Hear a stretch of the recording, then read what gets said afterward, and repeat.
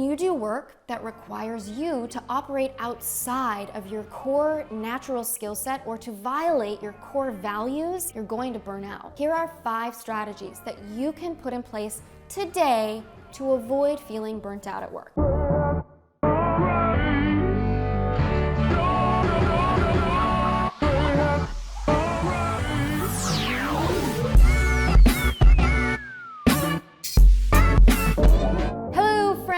I'm Ashleystahl, and I'm a former counterterrorism professional turned career coach, host of the U-Turn podcast, and author of the book, U-Turn: Get Unstuck, Discover Your Direction, and Design Your Dream Career.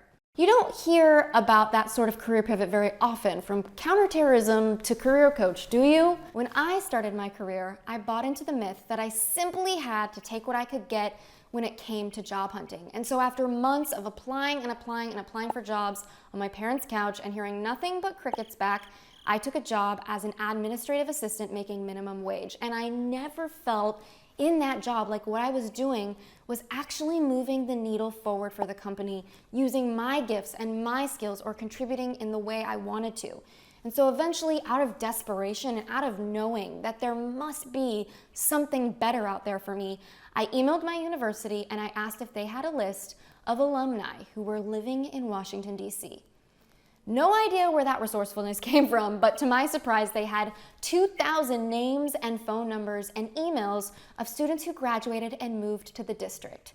So every morning and every lunch break at my admin job, I would cold email every single person on the list. And while I faced tons of rejection and made phone calls, I stayed the course. I learned to talk to people, and eventually I made it from an admin assistant making minimum wage just 6 weeks prior to getting 3 job offers, one as a management opportunity, making 6 figures. So what I learned is that life can change really quickly if you do the work and you really want it, but you can't get anywhere when you're burned out. You have to listen to your body. It's wise, and if it's telling you something's wrong, love yourself enough to listen to it. Turns out working for the Pentagon in an analytical and operations-based job wasn't for me.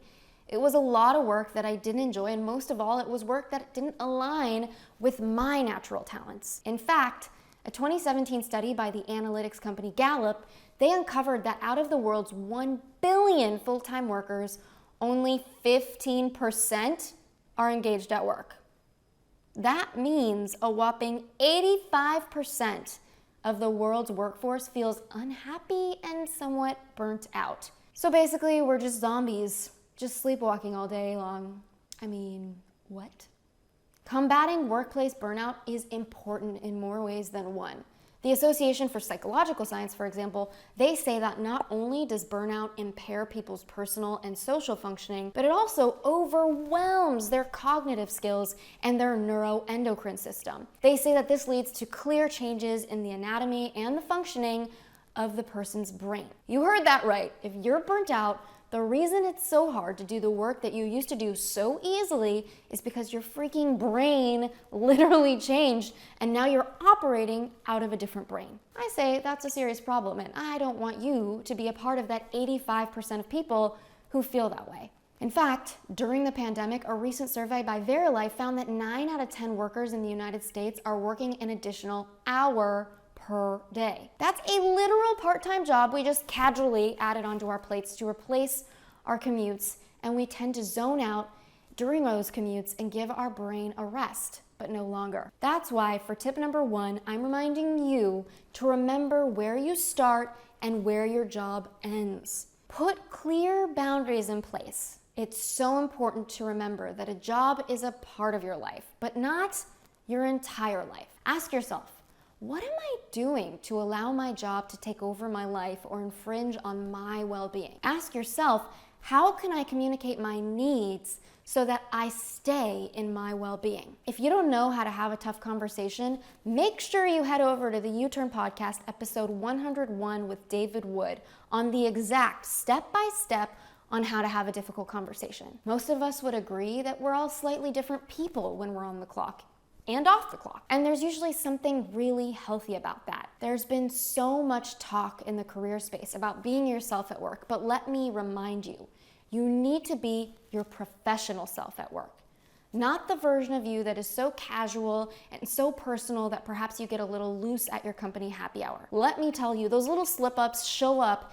in your annual review and whether you get the raise or not. That's why, unless you've agreed in your job offer or in your responsibilities to be on call all the time outside of work hours, you should not feel obligated to be available or perform any work outside of your assigned hours. If your job won't allow you to take a break outside of hours and that simply becomes the nature of your work, a conversation is probably in order with your boss. No job is important enough to volunteer yourself to the point of being a total martyr. In fact, ever since the pandemic began, mental and physical health have pushed themselves to the top of HR's to-do list throughout the Fortune 500. So believe me when I tell you that you will not be the first person to ask about this. If your workplace culture has a problem with you having a conversation about your mental or physical health, it's time to look for a new job. It's really that simple. You only have one body. Stop asking it to operate at a crazy level. Your busyness is not a badge of honor. Number 2, use your PTO. My eyes go into the back of my head whenever I hear someone talking about all the unused vacation time they have, or even worse, when an employer discourages them from taking time off. That's why the second tip I want to share with you is to always take your paid time off. And if you don't feel great doing so, ask yourself, what belief do you have about yourself or about your job that's keeping you from taking a sick day? What are you thinking that's keeping you from that? Question it. Take the sick day. If your company has a use it or lose it policy when it comes to paid time off, not using it could be costly for you. Those benefits just get thrown out the door, making you actually lose money by not taking time off. In fact, some countries in Europe mandate you to take 30 days off per year, meaning you don't even have a choice. That's how much we don't always totally get it here in the United States. So if you're watching a video in another country, kudos to you if you're in a culture where you take time off with no judgment and pure freedom. This is not to mention that research shows taking time off recharges your system, boosts your creativity, and makes employees more effective at work. In fact, according to UC Berkeley, breaks make you more effective at work, as the inability to detach from work comes as a symptom from burnout. Number 3, learn to manage your health. Speaking of health, my third tip is to learn how to take care of yourself. When it comes to self-care, many of us don't really even know where to start. That's because we tend not to take the time to really reflect or really get to know ourselves and our needs. And knowing your needs, my friend, that is the key to fulfillment. Or maybe you feel guilty for taking time off for yourself, if that's what's real for you, that you feel guilt or like you're not really worthy, you don't deserve it. Examine your mindset and belief system about taking care of yourself. Ask yourself, what thoughts come up when you consider doing something to take care of you? What are you making your self-care mean? That it's greedy? In today's culture, self-care is often misunderstood as a form of escapism. Contrary to popular belief, self-care doesn't have to always mean taking a bubble bath, eating a pint of cupcakes or ice cream, love that, or doing manicures. Self-care can look like making spreadsheets of your debts and taking responsibility for your life. It can mean forcing yourself to go to the gym even though it's the last thing you want to do that day. Self-care means doing the things that make you into the person you want to be. It means keeping those promises you make with yourself. It means making sure you are well and growing into the human you deserve to become. If you feel sadness, anxiety, or negative thoughts, consider talking to a therapist. Or if you have some big goals you're overwhelmed at reaching, consider hiring a coach.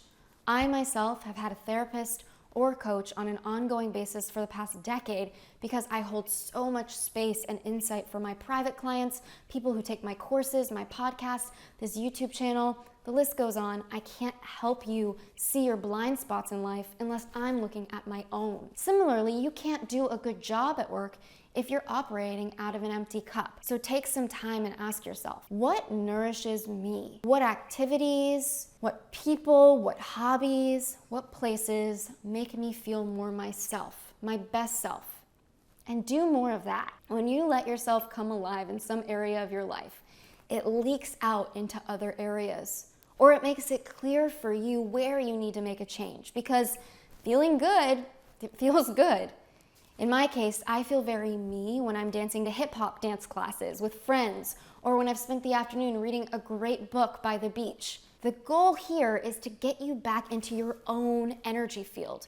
Those things that make you feel more you, they're sacred, and they're going to inspire you to get back into alignment in other areas of your life. If you want bonus points in your self-exploration, create community while you do it. Take some time to find friends or people who love the same things as you. Make space for them. Initiate outings or offerings or activities if you're inspired to do so. Research indicates that commitments go further when you have the accountability of another person or even a community. And I know this may sound like it should go without saying, but always be sure to get enough sleep. Your sleep is the lowest hanging fruit for your well-being. And fun fact, being a morning person or not being a morning person has been proven as a genetic variable. That means it's time to stop forcing yourself to be in the 5 a.m. club, waking up way too early if your body's telling you no.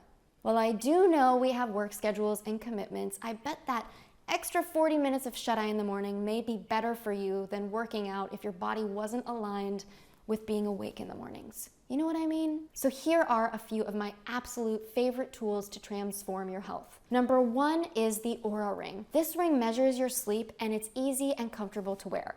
It runs a few $100, so it's kind of steep, but if you're inspired, it lets you know about your overnight heart rate, the cadence of your breathing, and how much light sleep, deep sleep, and REM sleep you're getting. Deep sleep is what leaves you feeling awake and alert and replenished in the morning. REM sleep and REM cycles are what help your brain process and categorize information. And it's all good to know because once you know where you're at, you can start working on improving. Number 2 is the Everlywell food sensitivity test. And I have a link below for you to click for a discount. Most of us are super sensitive to different foods we eat all the time, and we have no idea. It's so important you ditch your brain fog and your sleepiness, and one way to start that is by taking this home test or any MRT food sensitivity test. Given that 80% of illnesses are caused by inflammation, it's time we all know what foods are making us literally puffy, bloated, sleepy, roly-polies. Before I took this test, I was an inflamed puffball walking the planet full of brain fog and food issues I didn't even know I had. I was always having little snacksidents with cupcakes. Number 3, pure coffee. It's so important that you have coffee that's not only organic, but mold-free. Did you know that most coffees are not tested for mold? Given that we drink coffee daily, it's scary to think we're drinking something that could make us unwell with the amount of mold that exists in many coffee brands. Click below this video if you want access to a link to one of the coffee brands we love and trust, and you can get a discount there. The code is also on my website at ashleystahl.com under my resources. And let's get us to number 4. You have to feed your soul. One way to start feeding your soul today is to begin a journal. There are no rules when it comes to journaling. Write what you want, when you want. If you're feeling stuck, write a question at the top of the page that you've been wanting answered and see what your hand just writes. One thing's for sure, journaling makes a huge difference. The New York Times says that journaling is one of the most useful, cost-effective tools we have to forge a better life, emotionally and mentally. On my weekly email list at ashleystahl.com, I actually send a journal prompt out every single Monday morning. It's been such a game changer to hear from readers who use those. Just head on over to ashleystahl.com or take my clarity quiz at ashleystahl.com/clarity quiz to make your way onto my email list, get free quiz results, and get those weekly journal prompts. In the same email, I also talk about the future of the workforce so that you can prepare for the weirdness and the excitement that's been coming our way, and different rituals you can try at home. All right, so this brings me to tip number 5. And it's quit your job. Pick up your phone right now, call your boss and say, I'm out. Okay, not so fast. I'm kidding. Don't do that. Definitely don't do that. All jokes aside, if you're seriously miserable every single day at work and it's really hurting your mental health, you might want to consider getting a new job. With more than 50% of people leaving their job because of a toxic boss, the cat's out of the bag. Who you work with is just as important as the job you're doing. Honestly, life is too short to work in a job that burns you out and makes you unhappy. If you're unhappy from 9 to 5, it's bound to trickle down into your 5 p.m. onwards. I recently saw some customers in my Job Offer Academy program get a job offer in just weeks from taking the online course. Know that it doesn't have to take long, whether you're in a course or not.